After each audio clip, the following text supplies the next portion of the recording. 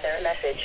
The National Weather Service in Cleveland has issued a severe thunderstorm warning for southern Cuyahoga County, southwestern Geauga County, northwestern Portage County, northern Summit County until 4:45 p.m. Eastern Daylight Time.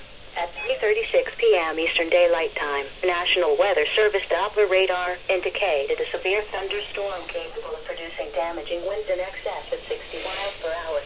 This storm was located near Palma and moving east at 20 miles per hour. Locations impacted include Macedonia, Solon, Twinsburg, Hudson, Streetsboro. This is a dangerous storm.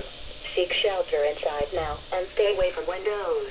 Please report hail and strong winds to the National Weather Service by calling toll-free 877-633-6772 when you can do so safely. Repeating, a severe thunderstorm warning has been issued until 4:45 p.m. Eastern Daylight Time for the following counties in Ohio: Cuyahoga, Geauga, Portage, and Summit.